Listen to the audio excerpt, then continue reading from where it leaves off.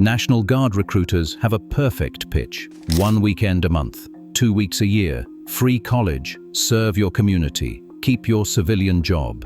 It sounds like the ideal way to serve your country without sacrificing your life. Here is what they do not mention. Some National Guard units spent more time in combat than active duty Marines. Part-time soldiers racked up multiple deployments to Iraq and Afghanistan while trying to maintain civilian careers that slowly fell apart. And the worst part, most of them never saw it coming because the recruiting pitch hid every single risk. This is what they do not tell you about the National Guard. 8 lies recruiters tell, and 8 truths that only come out after you have signed. And trust me, number 7 is the one that shocked even veteran soldiers. Number 8, that is the trap people cannot escape. Hit subscribe right now because we expose the promises institutions make and the fine print they bury. Drop a comment. Do you know anyone who joined the National Guard? Tag them. They need to see this. Let's start with the most famous lie in military recruiting. Lie number 1, 1 weekend a month, 2 weeks a year. Every recruiting poster, every commercial, every first conversation with a recruiter, 1 weekend a month, 2 weeks a year. Part-time service, minimal disruption. You can handle that, right? Here is what that actually means. That weekend, it is Thursday night through Sunday afternoon. You report Thursday evening for an equipment issue. Friday is a full-duty day. Saturday is a full-duty day. Sunday, you are released mid-afternoon. 4 days of your life, not 2. Add an hour commute each way, and you have just sacrificed your entire week. Those 2 weeks in the summer? Actually, 29 days. Annual training runs 15 days, but you report a day early and cannot leave until the day after. Then add mandatory schools for promotion. Add pre-deployment workups. Add random state activations for emergencies. That 2 weeks becomes a month, every single year. But here is the real betrayal. That schedule is not predictable. The phone rings. The governor needs you for a wildfire. The president needs you for a hurricane. Federal mobilization drops on a Tuesday. You do not get to check your calendar. You go. And this is just the time commitment. The money problems are even worse. Lie number 2. Great pay for part-time work. The recruiter shows you the numbers. $200 for a weekend. Multiply that across a year, add annual training pay, and it looks like decent extra income for minimal hours. Let me show you the actual math. That drill weekend starts Thursday at 6 p.m. It ends Sunday at 3 p.m. That is 4 days. Roughly 35 hours of your life when you include travel time. $200 divided by 35 hours equals $5.71 per hour. Less than minimum wage in most states. And they do not pay you for the mandatory online training you complete at home. They do not pay you for the emails you answer all month coordinating with your unit. They do not pay you for maintaining your equipment or prepping for inspections. The real hourly rate? Somewhere around $4. Oh, and that 20,000 signing bonus they promise? It is paid out over 6 years, heavily taxed. Only if you stay in your exact assigned job. Only if you complete the full contract. That $20,000 becomes $8,000 after taxes and conditions. Great pay, sure. But at least the education benefits are real, right? Let us talk about that. Lie number 3, free college tuition. This is the big one. The reason most people join. The recruiter walks you through it. The GI Bill covers tuition. State benefits add more. Graduate debt-free while your friends drown in loans. The reality has conditions. The GI Bill caps at a specific amount per year. It will not cover full costs at expensive schools. It requires you to serve 6 years before you access full benefits. You are not walking into college at 18 with a blank check. You are starting school at 24 if you are lucky. And here is what breaks people. Deployments pause your degree. You are 2 years into a 4-year program. Your unit gets orders. That is 15 months gone, minimum. You come back and your classes moved on without you. Some credits expired. Your major requirements changed. Your study group graduated without you. Even state-specific benefits disappear if you move for civilian work.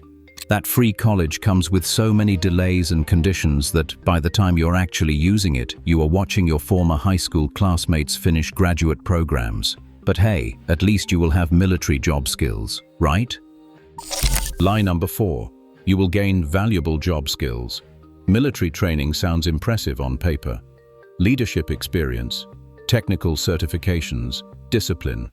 The recruiter says civilian employers love hiring veterans. You will have an edge in the job market. Here is what actually transfers. Almost nothing. Infantry skills do not make you a police officer. Motor pool maintenance does not qualify you as a dealership mechanic. Radio operations do not land you IT jobs. The military uses different equipment, different standards, and different certifications than any civilian industry recognizes. And that leadership experience everyone talks about, civilian employers see it as managing people who had no choice but to obey. That is not the same as leading employees who can quit. Your rank means nothing outside the gate. Your 6 years of experience, you are starting at entry level just like everyone else, except now you are 6 years older and you missed the civilian career progression ladder your peers already climbed. But at least you are serving your local community during that time, right? About that. Lie number 5, serve your local community. This one sounds noble.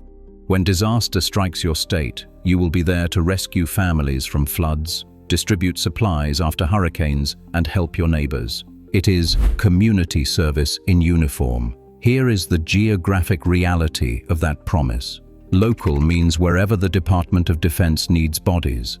Your town gets hit by a hurricane and your unit is in Iraq.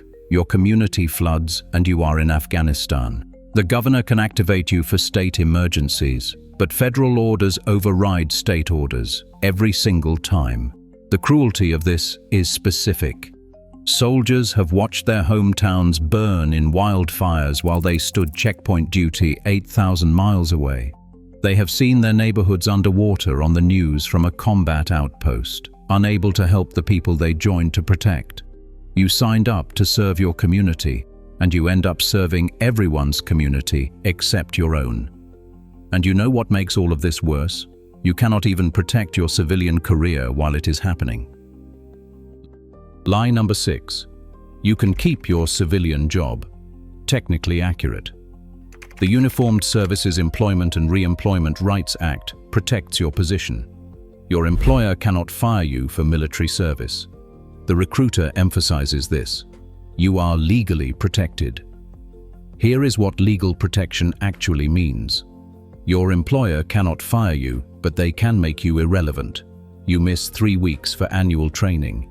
You miss another month for mandatory school. You deploy for 15 months. When you return, your projects went to someone else. That promotion you were tracking was given to the person who did not disappear for a year. You are employed, and your career is dead. Small businesses are even more brutal. They cannot afford to hold your position for 18 months. They hire your replacement. When you come back, that replacement is now essential and you are redundant. They cannot fire you for military service, but they can restructure your job out of existence. And here is the invisible cost. You become a liability. Managers learn not to assign you important projects because you might vanish. Co-workers resent covering your workload. You are protected by law, but you are career poison. Every time you put on that uniform, your civilian future dies a little more. But remember what I said at the start, some Guard units saw more combat than the Marines. Let us talk about how that is possible when recruiters promise low deployment risk. Lie number 7. Low deployment risk. The pitch sounds logical. Active duty. Soldiers deploy constantly. That is their job. The National Guard, maybe once, if ever. You will probably spend your entire contract doing state missions, floods, fires, disaster response, not war. Between 2001 and 2014, that was completely backwards. Some National Guard units had higher deployment rates than active Army infantry. Guard soldiers did multiple combat tours to Iraq and Afghanistan. The part-time force became the full-time war machine that fought America's longest conflict. 1 weekend a month became 12 months in Anbar province. Then another deployment 3 years later. Then Afghanistan. Teachers, mechanics, and police officers found themselves running convoys through insurgent territory, taking casualties at rates that matched the Marines who stormed Fallujah. The math is undeniable. 400,000 cumulative years of Guard deployment time in Iraq and Afghanistan. That is more than the entire Marine Corps. And here is what makes it unforgivable. Recruiters knew this was happening. By 2005, everyone knew the Guard was deploying as much as active duty. They kept using the old pitch anyway. Low deployment risk, part-time service, local missions, all while Guard units were stacking multiple combat tours. But even if you survive the deployments, even if you come home intact, there is one final trap waiting, and this is the one people cannot escape. Lie number 8. It's your choice when to serve. The recruiter makes Guard service sound flexible. You control your schedule. If you have major civilian conflicts, the unit works around you. You're part-time, so you have input on when and how you serve. Then you discover stop loss. This is the policy that extends your contract involuntarily. You signed for 6 years. You served your time. You're ready to leave, but your unit has deployment orders. Stop loss activates. You cannot leave. The signature you put on that contract gave the military the power to own you until they decide you're done. Weddings missed, births missed, job offers expired. Your civilian employer needed you in June. The army extended you until November. That job went to someone else. You had no choice. You have no control. The contract you signed wasn't for 6 years. It was for however long they decide. And it gets worse. Deployments extend mid-tour. 12 months becomes 18. 18 becomes 24. The end date keeps moving. You plan your entire life around coming home, and they change the rules. Again and again. You signed up for part-time service with an end date. You got indefinite obligation with no escape. This is the trap. You can survive the time lies. You can survive the money lies. You can survive the career damage. But stop loss is the moment when you realize you never had autonomy at all. The contract you thought you signed doesn't exist. The military owns you, and there is nothing you can do about it. So here's the truth about the National Guard that ties all 8 lies together. It's not that recruiters are individually dishonest. It's that the entire system is built on a promise the military has no intention of keeping. They need bodies more than they need informed consent. The Guard can't function as a part-time force anymore. It hasn't been able to since 2001.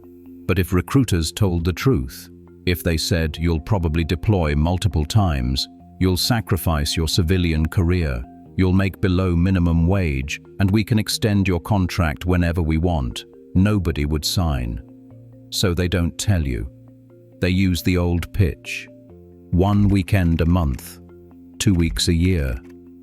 And they let you discover the truth after you've already committed. Does everyone regret joining? No. Some people maximize the benefits and get out clean. Some find genuine purpose and community despite the lies. Some use it strategically and win. But those success stories happen despite the system, not because of it. And they are rare enough that they are not the rule. They are the exception that proves how broken the rule actually is.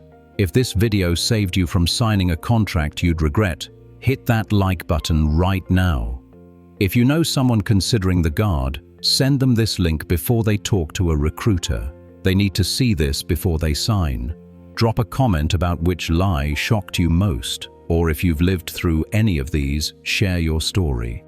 Other people need to hear it. And subscribe, because we're going to keep breaking down the promises institutions make and the fine print they hide. The recruiting pitches that sound perfect and collapse under scrutiny. The contracts that trap people who trusted the wrong authority figure. We expose what they don't want you to know before you commit your life to their system.